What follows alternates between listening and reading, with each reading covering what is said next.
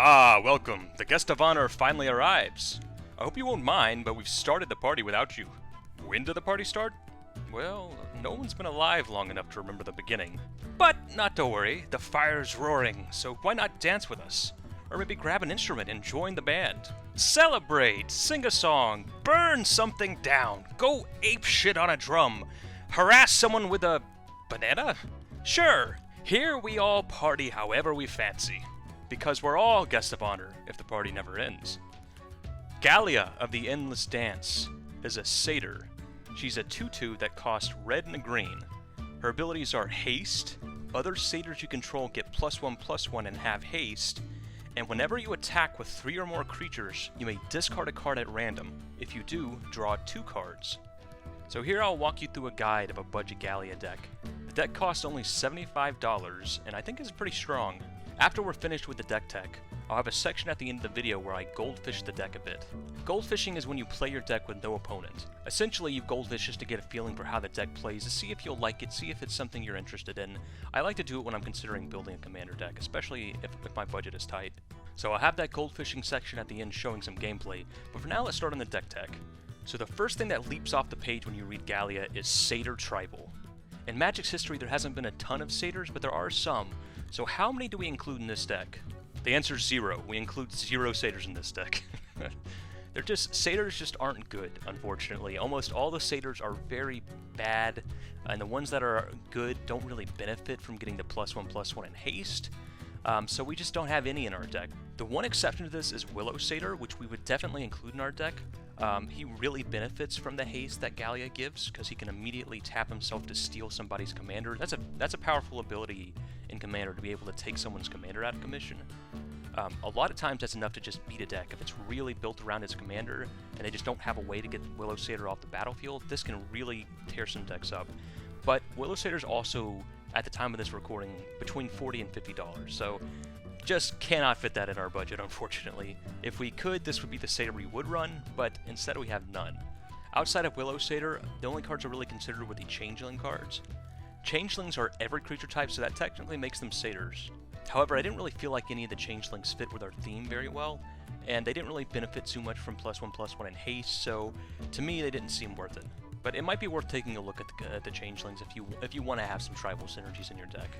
So if Satyr Tribal isn't the theme of our deck, then what is? The answer to that is multiple combat steps. The most straightforward example of this ability is Relentless Assault, which just says untap all your creatures. After this main phase there's an additional combat phase, followed by an additional main phase. So our turn would look like main phase 1, our normal combat, go to main phase 2, play Relentless Assault, untap all of our creatures, have a second combat step, and then go to main phase 3. And we have a lot of these abilities in our deck. Cards like World at War and Fury of the Horde and many others, which are essentially more powerful versions of Relentless Assault, and our deck is built to take advantage of these additional combat phases. So Gallia's non-tribal ability says whenever you attack with 3 or more creatures, you get to discard a card at random and draw 2 cards. This is actually card advantage. We're discarding 1 card and drawing 2. So if we can trigger that multiple times by having multiple combat steps, we can really draw a ton of cards off of Gallia. So that's how we're looking to maximize Gallia's power. Our deck is built to want to take as many combat steps as we can, and all the while Gallia is going to be swinging in, attacking, drawing us a bunch of cards, putting a bunch of stuff in our graveyard, and we have a ton of synergies to go with her ability. So we'll start off talking about ramp, which pretty much every commander deck needs. Gallia's ability allows her to double dip on some of the ramp. Mana dorks like Llanowar Elves are great in the early game, but oftentimes stop being relevant and start just being kind of vulnerable lands towards the late game. But in this deck, they can be ramp early, and then later in the game they can attack in with Gallia to trigger her ability. Cards like Wood Elves, Farhaven Elf, and Springblue Druid are also really great about this. They come in, get you an extra land, and then they can be attackers for Gallia after the fact. One of the coolest examples of this is Radha, Heir to the Geld. Radha not only has the same ability of being able to tap as a mana dork early in the game and attack to trigger Gallia's ability later in the game, she also has her own ability that triggers when she attacks, so she also benefits from taking extra combat steps. And that segues into another very important part of our deck, which is powerful creatures with abilities that trigger when they attack. By taking additional combat steps, we get to trigger these abilities multiple times a turn, which sort of breaks the limiter that's intentionally put on these abilities by making them attack trigger abilities. A really powerful example of this is Ulamog's Crusher, which has Annihilator 2. Annihilator 2 forces whatever opponent we attack to sacrifice 2 permanents. So by untapping our Ulamog's Crusher and going for another combat step, we get to make them sacrifice 2 more. Dracoseth is also really backbreaking. When it attacks, we get to do 4 damage to something, 3 damage to something, and 3 damage to something else. So having him attack multiple times a turn means that we can pretty much just wipe away the entire board, or we can just pour a bunch of damage right at our opponent's faces. We also have some more utility-based cards that aren't really backbreakingly powerful, but still really benefit off of having multiple attack triggers. Cards like Tectonic Giant, which basically will just draw us a bunch of cards by being able to attack multiple times a turn. An important thing to note is that our extra combat abilities actually untap our creatures, which can combo well with abilities like Exert. So Champion of Ronus has an extremely powerful ability to just cheat any creature in your hand into play, but usually this ability is really limited, because not only is Champion's ability tied to their attack, it also makes them exert themselves, which means they won't untap the next turn. However, if we force Champion of Ronus to untap with one of our extra combat abilities, that gets around the downside of Exert, and we can immediately attack with them again and put another creature into play. Gallia will allow us to continue digging for more and more creatures to put into play with Champion of Ronus. Another creature we have with Exert is Combat Celebrant, who is extremely powerful in our deck. So Combat Celebrant can't do the same trick as Champion of Ronus, where you can just exert it many times a turn, because it specifically has text on it that says you can only exert it once a turn. However, we are able to untap it with our extra combat abilities, which means we can leave it untapped and it won't be tapped down next turn, and we still get around Exert's downside that way. So using Combat Celebrant like this as a creature that attacks to give us an extra combat phase means that we can basically double up our doubling of combat phases.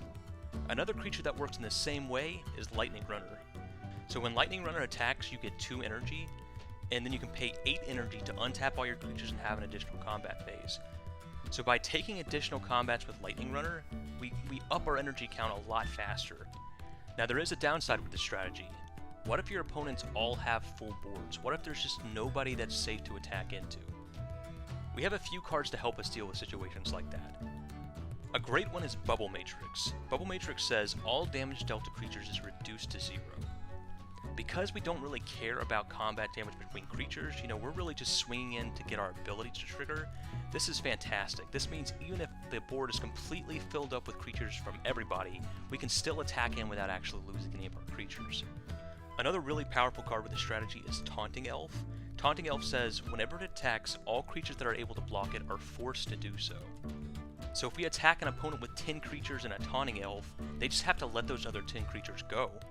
Everything they have has to block the Taunting Elf, and those other 10 get through right to their face. It can be a great way to close out a game, and it also is a great way for us to get all our combat triggers without having to attack into a board that's maybe just too big for us to get through. Another great card we run for this is Rapid Vigor. Rapid Vigor reads, regenerate each creature you control. So if we attack into a board with a bunch of creatures and our opponent blocks, we can play Rapid Vigor. It'll save all of our creatures, but all of their creatures that would die still would. And also Rapid Vigor kind of doubles up as Wrath Protection. If we have a big board and we're kind of worried, okay, what if our opponent plays Wrath of God?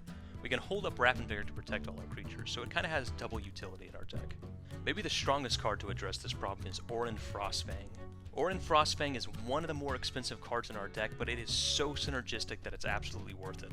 It's a 5-mana snake that says attacking creatures you control have Death Touch, and whenever a creature you control deals combat damage to a player, you draw a card.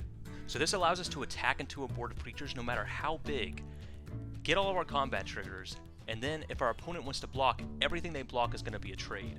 And if our opponent just doesn't want to trade their whole board for a bunch of Death Touchers and just lets them all through, then we get to draw a ton of cards. So Orin Frostfang is an extremely powerful facilitator card for our strategy. And one other great card for this strategy is Moment's Peace.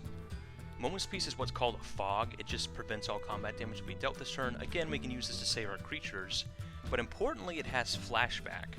So if we read Gallia here, she says whenever we attack with 3 or more creatures, we discard a card at random, and then we draw 2 cards. So the great thing about Moment's Peace in this deck is if it's the card we discard at random, we still get to use it. We can still just cast it out of our graveyard for its flashback cost.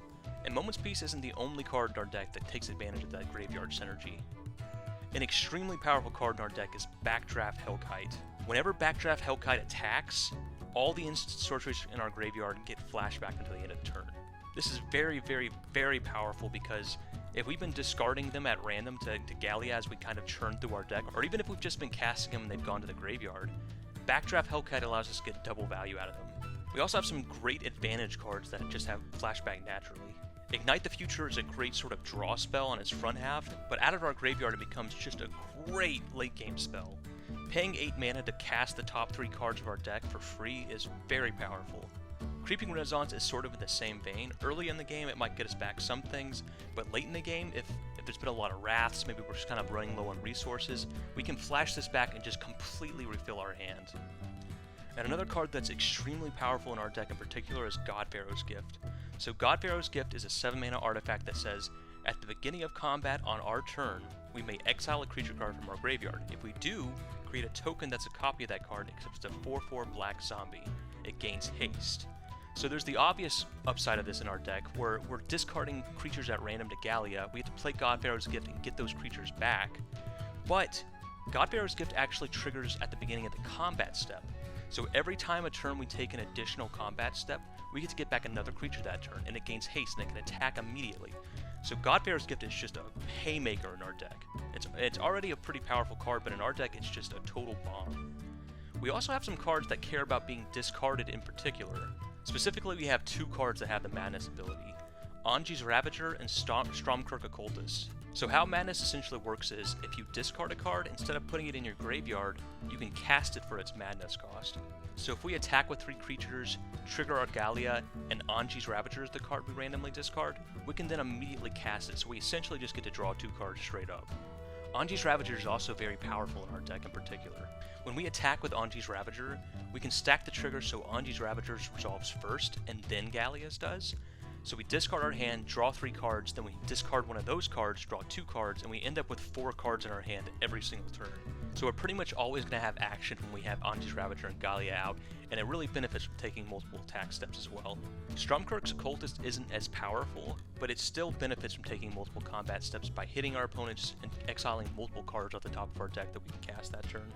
And another absolute haymaker in our deck is Bag of Holding. Bag of Holding is a 1 mana artifact that reads, whenever you discard a card, exile it from your graveyard. Then you can pay 2, draw a card, and discard a card, which then you exile into the Bag of Holding. And then you can pay 4, sacrifice Bag of Holding, and return all cards exiled with Bag of Holding to their owner's hand.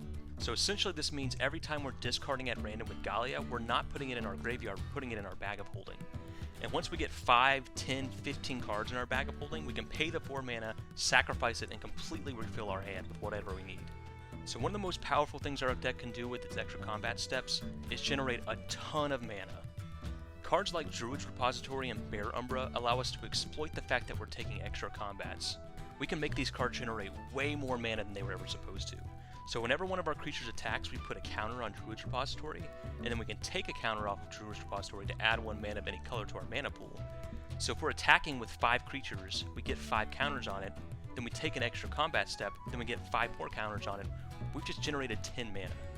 Bear Umbra is also very, very powerful because it essentially allows us to double our mana every time we attack. If we have 5 lands, we can play a 5-drop, attack with our creatures, untap our lands, play an extra combat step spell with our untapped lands, attack with all our creatures, untap our lands again, potentially play another one, and generate an absolute ton of mana. Another card we have that does this in kind of a sneaky way is Frontier Siege. So what we really care about on Frontier Siege is the cons mode, which says at the beginning of each of your main phases, add green to your mana pool. So this is already pretty good, because it happens on both our main phase 1 and our main phase 2. So really it's adding 4 mana a turn, although that mana is split up between your 2 main phases. But what's important is a bunch of the cards that give us extra combat steps also say, take an additional main phase after that. So Frontier Siege is going to give us 2 extra mana for every one of those additional main phases we have. And the most broken thing we can do is use these mana production cards to allow our deck to go infinite. So let's read Hellkite Charger. Hellkite Charger says, whenever it attacks, you may pay 7 mana. If you do, untap all attacking creatures, and after this phase, there's an additional combat phase. So let's imagine we have Hellkite Charger out, Druid's Repository out, and we have 7 creatures. So we attack with our 7 creatures, put 7 counters on Druid's Repository, take those 7 counters off to make 7 mana, use that mana for Hellkite Charger to untap all of our creatures and give us another combat step, and then we just do it again and again and again, and we get infinite combat steps. So the same thing is even easier with Aggravated Assault, where we only need to be generating 5 mana every time we attack in order to go infinite. If your playgroup isn't too keen on infinite combos, you might want to look into taking these 2 cards out of your deck, or you could just say, oh, you know what, when this happens, I'm only going to take 5 extra combat steps. I'm not going to take infinite. It just depends on what your playgroup is okay with. But this is probably the most powerful deck this thing can do, just taking it combat step after combat step, getting all our triggers over and over again, churning through our deck with our commander, and just killing all of our opponents in one combo-rific turn. We can really make Gallia's dance actually endless. Alright, well that covers the basic deck tech. Now I'm going to goldfish the deck a bit to show you how the gameplay of this deck works. Again, this will be playing against nobody, it's just a way to sort of see how the deck flows, to see if it's something you're interested in. So let's get into the gameplay. Alright, so we're goldfishing some Gallia here, and yeah, we will absolutely keep this. This hand is completely busted. Soul Ring and Elvish Mystic seems pretty good, so turn 1 we would draw a card. Oh, Fury the Horde's pretty good too, especially with all this ramp. We would just play Soul Ring out, go to the next turn. Here I think we would play a Forest, go Elvish Mystic, and play also Secura Tribe Elder. And I think rather than sack the Secura Tribe Elder immediately to go get like a mountain or something, I think we're just going to hold on to it because that gives us 3 creatures, so next turn we can start attacking with our Gallia and drawing cards. So we'll go to our next turn. So here we will, let's see, we've got 1, 2, 3, 4, 5, 6 mana. So I think what we do is play a mountain, play our commander, go to combat, attack, attack, attack. This triggers Gallia because we have 3 or more creatures attacking, which means we get to discard a card at random and draw 2 cards.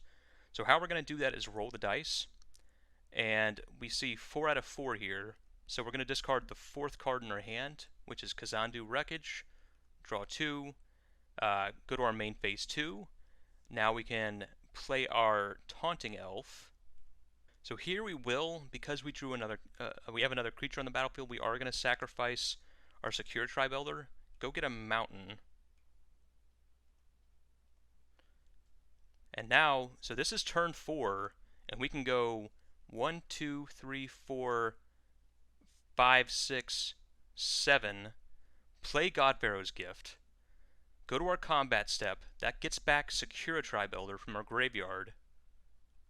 This is actually a token copy, but I don't want to go through all the trouble of making a token, etc. So, a token copy of Secura Tribe Elder, which has haste and is a 4/4, thanks to God Pharaoh's Gift. Now we can attack, attack, attack, and potentially attack with our Taunting Elf if we need to get some creatures out of the way, if there's just no safe attacks for all of our stuff. If not, we can hold this back, just attack with these. So now we will roll the dice. So we've got 2 out of 4, so we're going to discard the 2nd card in our hand, Fury the Horde, draw 2, pass the turn. And now we've kind of got our engine online here. We are drawing a little bit more lands than we would want to, but that's what makes Gallia great. We can play out our Tectonic Giant here, so red, Soul Ring. We can play out Tectonic Giant. He does not have haste, so he can't attack this turn. But now when we attack with Gallia, everything we could discard is going to be lands, right? So we're going to discard a land and draw 2 cards. So we can attack, attack, attack. Again, we can potentially attack with the Taunting Elf if we need to get stuff out of the way. And the great thing about attacking with the Taunting Elf here, and usually we lose it, so it gets us through like 1 attack. But we do have this God Pharaoh's Gift, so if we need to attack in with this and it dies, we can get it back as a 4/4, and again, everything has to block it. But for now, let's just say, we didn't have to attack with our Taunting Elf, so we don't get any value of our God Pharaoh's Gift. But we do get to attack with these 3, discard a card at random, so we'll roll the dice. We get 1 out of 4, so we'll discard this mountain, draw 2 cards. Oh yeah, Drakuseth's pretty good. So here we have a Rapid Vigor to protect against a Wrath. Next turn we can play, this turn we can play like a Rugged Highlands, and then next turn we can play Drakuseth, and if it dies, we can get it back with God Pharaoh's Gift and still get the triggers. Tectonic Giant is going to start drawing us cards, so we just have a great setup here. And this is turn 5, and we have just a crazy board. And this Gallia is going to let us dig out of, normally it would be really bad to draw this many lands, and we already have ramp, right? We already have our Soul Ring, we already have our Elvish Mystic, and we just happen to draw a bunch of lands in a row, which in a lot of other decks would be sort of a really bad thing to happen. It would be kind of a stalling out. But thanks to our commander Gallia, we're able to just play out the rest of our hand and kind of guarantee that we're going to be discarding these lands and drawing cards. So pretty good showing for turn 5. Pretty powerful stuff. So let's go on to another game and try to see what a different start looks like. Alright, so we're going to keep this hand. We've got Arbor Elf, which is, great early game ramp. We've got Captain Lannery Storm. Every time she attacks, we get a treasure token, so that's ramp, which is great. And also, if we take additional combat steps, it lets us to ramp more and more and more. And then we've got just one of the most powerful cards in our deck, which is Orin Frostfang. Just obscene in this deck, because we want to be attacking with so many creatures, giving them all Death Touch. Just resolves one of the biggest weaknesses in our deck, which is, what if we have this board full of little dorks that we want to attack with, and our opponents all have big beefy creatures? Well, Orin Frostfang just makes all their big beefy creatures trade with our Arbor Elves. So one of the best cards in our deck for sure. And then we've also got Beastmaster's Ascension, which is very powerful in this deck. Because we have so many creatures attacking, we're going to be putting the counters on this thing super quick. And when we do, all of our creatures are going to get +5/+5, and that's just a very powerful way to finish the game. So we will start out here. So we draw our land for turn 1, play our Arbor Elf, go to the next turn. Ooh, Soul Ring.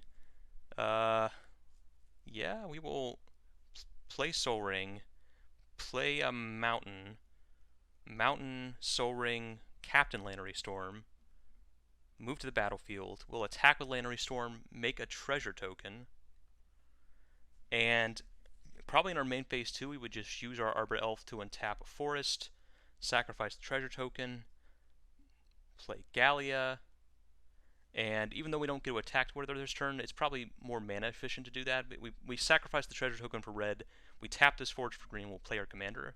So we're untapping on turn 3 with, look at this, we've got 1, 2, 3, 4, 5 mana. We're going to be triggering Gallia this turn and Captain Lannery Storm if we attack with this Arbor Elf. Just insane stuff. So what we're going to do is, it's kind of tough. Do we want to play our Orin Frostfang, or do we want to play our Beastmaster's Ascension? It's hard to say because it depends on what the board looks like right now. If the board is fairly clear, it might make more sense to go with Beastmaster Ascension, because we've got stuff to do, right? It's not like, especially with Gallia going to be drawing us into a bunch of cards, it's not like we're low on action. We might just want to increase the pressure. But if there are some blockers that we're like, we don't really have good attacks, we could just play the Orin Frostfang. So just a matter of what makes the most sense. It's hard to say Goldfishing, but let's say let's just say we play the Beastmaster's Ascension. So we play Beastmaster's Ascension, go to combat, attack, attack, attack. So this gets 3 counters on it, because it gets a counter every time a creature attacks. So it gets 3 counters on it, and at 7, all of our creatures get +5/+5. Also what happens, though, is we generate a treasure token from our Captain Lannery Storm, and also we get to discard a card at random and draw 2 cards. So we will roll the dice. So 2 out of 4, so we're going to discard the second card in our hand, which is Gruul Turf. Probably the best card we could have discarded.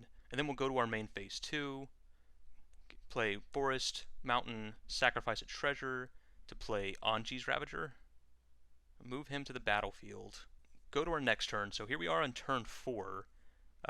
Here we probably would just play the Orin Frostfang, just because we're about to discard our whole hand with Anji's Ravager, and there's not much we can do that's more powerful than Orin Frostfang, right? Like, potentially we could draw into like an extra combat step ability, and maybe that would be more powerful, because our attack this turn is going to trigger our Beastmaster Ascension, right? It's going to get 7 counters on it when we attack with these 4 creatures. So I think probably in a real game I would just play out the Orin Frostfang because it's so powerful, but let's just see what we draw here. So we go to combat, attack, attack, attack, and attack. So first we generate a treasure token. Then Anji's Ravager, will put that trigger on the stack next. So we discard our whole hand. 1, 2, 3, 4.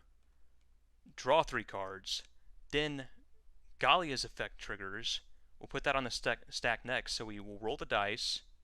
We roll a 2 out of 4, so we'll discard the second card in our hand, Ancient Grudge. Draw 2 cards. And, wow, yeah, Aggravated Assault's going to be pretty good here. So here we would just pay 2 mana, pay 2 green, play Bear Umbra on something, then we would tap 3 and play our Aggravated Assault, and we're set up to go infinite next turn. So the way it'll work is, every time we attack with this Bear Umbra equipped to a creature, we get to untap all the lands under our control. So we would untap these 4, and also Lannery Storm's going to be making us a token, a treasure token. So that's going to be 5 mana we're making every time we untap. So that's enough mana. We can sacrifice the treasure token, tap these 4, and we can take another combat step. So we have infinite combat steps on turn 5, assuming we untap with our Aggravated Assault and Bear Umbra. You know, somebody could like Wrath the board or whatever, and then we lose the Bear Umbra. But yeah, I mean, this is to potentially go infinite on turn 5 is pretty powerful. And I mean, even if we didn't have this infinite combo, like if we hadn't drawn into these 2 combo pieces, look at our board. I mean, we've got an 8/8, a 7/7, a 7/7, and a 6/6 on turn 4, all attacking in and drawing us a ton of cards. Just really powerful stuff. So we'll go on to the next game, but this was a pretty good showing for the deck. So yeah, we're going to keep this hand. It's not as explosive as the other hands because we don't really have ramp, but I would just like to try a hand like this. Loyal Apprentice is actually very good in our deck. It has haste, and at the beginning of combat on our turn, we make a 1/1 Thopter artifact creature with flying and also haste. So this by itself meets all the requirements for Gallia, right? We can go, you know, turn 2 Gallia, turn 3 Loyal Apprentice, and immediately start drawing cards off of our Gallia. We also have this Taunting Elf to get stuff out of the way. So turn 1 we would draw, play a Forest, play our Taunting Elf. Next turn. So here we would just play our Loyal Apprentice. She makes a Thopter token at the beginning of combat. So these have haste, they can get in, whatever. So we hit somebody for 3. Then next turn, so we're drawing a lot of lands here, and that's usually, you know, pretty bad, but thanks to Gallia, we have a way to get around it. So we will play our Gallia, move her to the battlefield, go to combat, make another Thopter token. So we're just going to keep track of it with counters instead of just making a bunch of tokens. But so we have 2 Thopters, so we're going to attack, and potentially attack with a Taunting Elf if we need to get some creatures out of the way. Gallia lets us discard a card at random and draw 2 cards. Note that we haven't played a land yet, because we want to increase the chances as much as possible that we're going to discard a land. So we will roll the dice, and 6, it says 4 out of 6, so we'll discard the 4th card in our hand, which is a Forest. Draw 2 cards. Oh yeah, Orin Frostfang is great. So we'll go to our main phase 2, and we'll just play a Forest here, play Llanowar Elf, go to our next turn, and now, Fury of the Horde is potentially pretty good here, but what we'll do is play Orin Frostfang, go to combat, make another Thopter, attack, and let's say we attack with we needed to get something out of the way. Let's say it's turn 4, let's say all of our opponents have a big beefy board. We need to get all the creatures out of the way for one of their boards. We'll do that with our Taunting Elf. So we attack with all these. Gallia lets us discard a card at random, so we'll roll the dice. The 3rd card in our hand out of 4, which is Evolving Wilds. Draw 2. So this Taunting Elf attacking means that we know these creatures are going to get through. So Orin Frostfang says whenever a creature we control deals combat damage to a player, we have to draw a card. So we know that everything except our Taunting Elf is going to be unblocked, so we get to draw 1, 2, 3, 4, 5 cards. 1, 2, 3, 4, 5. And now we can, thanks to Fury of the Horde, so Fury of the Horde is one of our extra combat step spells. And what it says is we can exile 2 red cards from our hand rather than play Fury of the Horde's mana cost. And if we do, we get to take an extra combat step. So here we have definitely enough red cards in our hand to do that. So we would play like Fury of the Horde, exiling Savage, Vent Maw, and like, I don't know, Ignite the Future, whatever. Exiling 2 red cards, and then we get to have an extra combat step thanks to Fury of the Horde. So we untap all of our creatures, and we get to do this all over again. Taunting Elf would probably be dead, but all these would still have Death Touch, all these would still be attacking in. We get another trigger off of Gallia, we get another Thopter token off of Loyal Apprentice because we have another combat step. And so we get to draw more cards off of Gallia, hit for more, and potentially either make our opponents trade for a bunch of 1/1s and such, or we're going to get to draw a bunch of cards and completely stock up our hand here. So this is turn 4. This is turn 4 with like almost no ramp, right? Like the only way we ramped was this Llanowar Elves to play our Orin Frostfang on turn 4 instead of turn 5. And still we have this explosive board where we're just churning through our deck with a bunch of Death Touchers. And yeah, so yeah, this deck is just powerful. Like, Gallia is just sneakily really powerful as a value engine. So taking extra combat steps is already pretty powerful, but with Gallia thrown into the mix, you know, just drawing us a ton of cards, churning through our deck, finding all of our best things, like, she just really amps us up to 11. So this deck is great and just a ton of fun. Gallia is awesome. So that'll wrap it up for this Gallia the Endless Dance Budget EDH deck guide. Gallia seems like a really fun, value-based, and actually kind of surprisingly powerful commander. And just look at that art. That art has to be some of the best in Magic's history. So let me know what you think. Do you like the deck? Is there any other budget options you can think of that I didn't include? Do you have a Gallia deck maybe? And if so, did you go down the same path I did with the extra combat steps, or did you have another strategy? Maybe you actually went Satyr Tribal. If so, I'd love to see your deck. This has been 2D. See you next time, and party on.